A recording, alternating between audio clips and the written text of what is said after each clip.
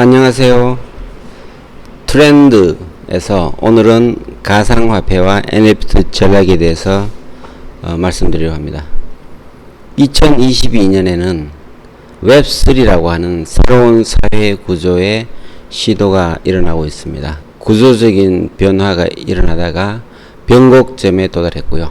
이제는 새로운 형태의 돌파구가 필요합니다. 투자 권유가 아니고 트렌드에 대한 제 관점이고 논의입니다. 디지털 초연결 창의, 줄여서 디초창으로 구글에 출판물을 낸 적이 있는데, 사회구조가 2022년에 시도가 되고 있어서 산업사회가 300여 년을 이어왔죠. 그러면서 기업이 경제 주체로 활동을 했고, 가계와 정부 이렇게 이제 경제 주체들이 인류를 부양해 왔는데, 주식과 부동산으로 사람들은 자산을 보존하고 늘려왔습니다. 그래서 코스피를 보시면 3,000을 돌파했고요. 500이 출발해서 자기 자금을 증식해 왔고요. 근데 부동산으로서 많은 이득을 취해 왔습니다. 한 평당 가격 추이가 굉장히 많이 가파르게 올랐죠. 1900년으로 돌아가 보면 강남 땅값이 500원도 안 되던 시절이 있었죠. 자본의 팽창이 일어났습니다. 파생 상품들, 데리버티브스 이런 것들이 지렛대 역할을 해서 자본 증식을 많이 주도해 왔었죠. 이제는 디지털 세상에서 화폐와 자산 관점으로 바라봤을 때 이 가상화폐와 NFT를 각각 화폐와 자산으로 봐야 됩니다. 거기서 이제 이코노믹스가 아닌 토코노믹스가 작동을 하고 있습니다. NFT는 뭐 네이마르가 PFP라 그러죠. 프로필 사진을 쓰는 거죠. BAYC라는 NFT를 162더에 사서 인스타그램에 올리고 있습니다. 구매 시점의 가격이 한 5억 정도 됐다고 합니다. 가상화폐는 굉장히 가파르게 상승하고, 지금 물론 이제 8천만원 같은 비트코인이 3천만원으로 떨어졌죠. 이런 가상화폐가 많이 팽창했고요. 국가나 화폐 발행 주체들과 충돌이 되고 있죠. 규제나 관리가 심화되고 있습니다. 그리고 NFT는 디지털 자산으로 인정을 하고 과세의 움직임이 있습니다. 블록체인 기술에 기반하기 때문에 국가 통제가 어렵고요. 팽창과 공유는 필연으로 보입니다. 그리고 시간의 문제일 뿐이고요. 웹3는 증강의 새로운 세상인데요. 굉장히 다양한 정의들이 내려지고 있습니다. 크게 세 가지 요소로 나눠보면요. 디지털 경제라는 것이 중심이 되고요. DeFi라고 그러죠. Decentralized Finance, 분산금융 이런 형태로 팽창하고 있고요. 누구나 부자 이런 꿈을 꾸게 되었습니다. 그래서 이것이 부작용도 많지만 꿈에 한 발짝 다가간 디지털 경제가 형성되고 있고요. 경제를 지탱하는 가치 공유 조직으로서 DAO가 구성되고 있습니다. Decentralized Autonomous Organization. 근자에 들어서는 팬클럽이라든지 또는 백화점 같은 경우에는 상품권 이런 느낌으로 보시면 될 것 같고요. 메타버스와 AI로 구성된 가상 공간, 연결된 공간에서 생활과 활동에 적용을 하며 살아가게 됩니다. 여기서 메타버스를 하면 핸드폰을 들고 하는 모든 활동을 메타버스로 보시면 됩니다. VR, AR 같이 공간적 표현이 아니고, 메타버스를 하면 여러분이 쓰시는 카톡도 메타버스, 유튜브 이런 것들도 총칭적으로 메타버스로 보셔야 되고요. 2022년이 사회 구조의 시험대에 올랐다고 보입니다. 그리고 웹3 자체는 진정한 분산은 아니라는 견해가 있죠. 아이러니하게도 일론 머스크가 웹3가 뭐냐? 나는 찾아도 안 보이던데? 이렇게 이제 트윗을 하면서 웹3가 오히려 인기를 끌고 작년 올해 굉장히 팽창하고 있습니다. 자, 화폐의 본질을 보면 국가나 기축통화가 화폐 주조 차익을 누려왔습니다. 화폐의 주인이 국가로 다들 이제 고정시키고 있는데요. 실제로 그렇지 않은 시절이 있었습니다. 조선시대 다모라는 영화, 하지원 주연이죠. 지방 호족들의 주전소를 찾아서 해결하는 드라마도 있었습니다.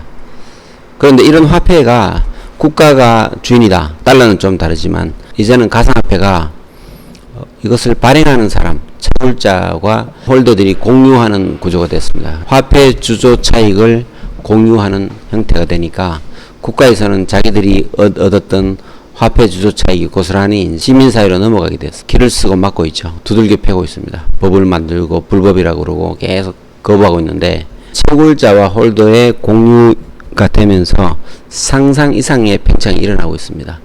단 위험성이 있는 거죠. 누구나 발행할 수 있기 때문에 개인이 발행해서 먹튀라고 그러죠. 러그풀 현상이 꽤 발생하고 있습니다. 기업들도 이제는 참여해서 팽창하는 가치를 홀더들에게 나눠주죠. 화폐 학자들은 화폐 기능을 세 가지로 보고 있는데요. 투자 기능, 저장 기능, 그리고 가장 보편적인 거래 기능으로 보고 있는데, 최근에 학자들은 가상화폐가 투자와 저장만의 기능으로도 화폐의 기능을 할 수 있다 이렇게 얘기하고 있습니다. 거래에 사용되지 않으니까 화폐냐 이런 관념들이 많은데 자기 관점이겠죠. NFT 사업 모델의 게임, 티켓팅, 상거래 2, 4분기부터는 상거래가 굉장히 활발하게 일어나고 있습니다. 그리고 PFP는 이미 자리를 잡았었죠. 그 NFT를 조각 내서 팔기, 디지털 트윈에 사용되는 NFT, AI NFT, 그리고 NFT 스트리밍, NFT 아트, 의료 쪽에 활용되는 NFT, 금융 NFT, 블록체인이나 우리가 사용하는 웹사이트들의 확장에 사업이 일어나고 있습니다. NFT로 사업을 한다는 것은 초기에 민팅을 통해서 자금 확보를 하는 경우가 많이 있습니다. NFT를 지탱하는 커뮤니티의 유지가 중요합니다. DAO를 만들고 기업들과의 제휴를 통해서 팽창, 지속적인 가치를 공유하게 됩니다. X2E 쪽으로 발전하고 있습니다. Play to earn, 게임을 하면 코인을 줍니다. Move to earn, 걸어 다니면 코인을 줍니다. Whatever to earn, 뭐든지 하면 코인을 줍니다. 가상화폐를 주죠. Shop to earn, 무언가를 사면 NFT를 주거나 코인을 줍니다. 이렇게 이제 발전하고 있고요. 이것이 토크노믹스와 결합해서 영역을 형성하고 있습니다. 보통 작품을 NFT화 하고 싶어 하시는데 성공한 사람들이 많이 있습니다. 비플 같은 분이 가장 유명한 분이죠. 우리나라에도 뭐 주재범 작가 이런 분들이 있습니다. 소질이 있으면 꾸준하게 몇 년을 하면 성공할 수 있지 않을까라고 생각해 봅니다. 개인이 코인과 NFT에 투자하는 경우도 있는데 어려움에 처했죠. 8천만원 가던 비트코인이 2,500까지 떨어졌었고 지금 3천을 회복했지만 이 부분은 굉장히 저는 위험하게 보고 있습니다. 토크노믹스를 결합해야 되고요. AI가 만든 작가의 사례가 있는데요. 그날그날의 시사 키워드와 AI 작가가 만들어낸 그림 매일 발행이 되고 있습니다. 오픈시에서 AI 위클리를 쳐보시면 나오는데요. 신문사와 콜라보로 진행이 되고 있습니다. AI 작가는 아직 사람 작가보다는 끌어당김이 좀 부족하지만 그 AI 작가의 관점이 있습니다. 예를 들어서 베이비라는 그림을 그려보면 일반적으로 웹에서는 베이비라는 그림이 밝게 나오는데 AI가 그리는 베이비는 슬프게 나옵니다. 담백하다고 그래야 되나요? 걸리지 않은 측면이 있는 것 같습니다. 세계의 구조가 해결될 조짐이 아직 안 보이고 있어서 해결이 되면 다시 반등의 기회가 있습니다. NFT를 바라보는 관점인데요. 민팅을 대규모로 하는 경우가 많이 있습니다. 초기에 자금 조달용으로 쓰이고 있는 것 같고요. 좋은 NFT는 단기에 상승을 합니다. 신뢰 조직이 필요하고요. 로드맵이 중요합니다. 우크라이나 전쟁, 그 다음에 테이퍼링과 코인 가격 하락, 그 세계적인 규제의 흐름이 있죠. 막는 것도 있고요. 관리하는 것도 있습니다. 미국도 NFT 연구를 시작해라 이렇게 바이든이 명령을 내렸죠. KYC라든지 트래블 룰이 생기고 있습니다. 세금 부과와 연결이 될 것 같고요. 그 개인들은 심리적 저항이 있습니다. 공급 과잉 현상이 나타날 수가 있는데 전반적으로 이 NFT 가격의 하락을 부추기고 있습니다. 가치 창출하지 못하는 경우에는 이렇게 나락으로 떨어지게 됩니다. 0으로는 떨어지지 않습니다. 의도적으로 번을 시켜서 소각시켜야 떨어지는데 이 밑바닥에서 영리에 수렴하는 경우들이 많이 있습니다. 이 NFT를 바라볼 때는 지속적으로 상승하는 NFT를 찾는 것이 중요하겠죠. 코인 자체도 장기적으로 상승할 것인가의 판단이 중요해 보입니다. 지금 바닥이냐 지금이 기회냐 이런 것들인데 고민해 볼 시점입니다. NFT가 주는 이득이 지금 수익 측면도 있죠. 분배와 채굴의 다양한 형태입니다. 기업 활동과 어우러지면서 다양한 형태의 분배가 일어납니다. 온 오프라인 혜택으로 이어지고요. 에어드랍 형태로 많이 떨어지고 있죠. 가상화폐 농사라는 것들도 있죠. 스테이킹이라든지 스왑이라든지 브릿지 이런 것들이 이제 있습니다. 유틸리티입니다. 그래서 기업이 MZ 세대와 소통하고 같이 공유하는 구조로 보여지고요. 이 유틸리티 쪽으로 많이 시프트하고 있습니다. 이더리움이나 비트코인은 거래 사용이 어렵죠. 이더리움은 NFT 플랫폼으로 거의 100%를 장악하고 있다가 2021년에 시장을 뺏겼습니다. 2022년 올해도 뺏기고 있는데요. 이것은 이더리움 자체가 가지고 있는 가스라고 그러죠. 수수료가 너무 비싸서 그 거래가 어떻게 보면 제한적입니다. 그런 것들이 있고요.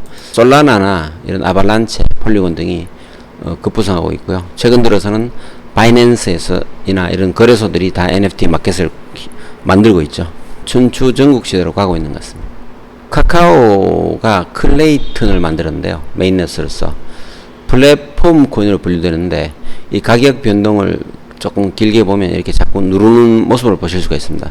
클레이라는 코인 자체를 약간 플랫폼 코인으로 쓰려고 하는 의도인 것 같습니다. 장기적으로 봤을 때는 오히려 그 볼륨 면에서 지배력을 가질 수 있지 않을까라고 생각합니다. 클레이튼이 NFT의 플랫폼으로서 작용할 것 같고요.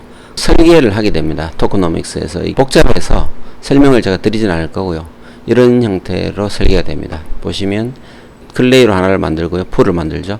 그 다음에 스왑이라는 거래소를 통해서 다른 탑코인과 바꾸게 됩니다. 그리고 여기서 earn이 있죠. 게임을 하면 이제 수익이 발생하고요. 그 다음에 마켓플레이스에서 NFT를 살 수도 있고요.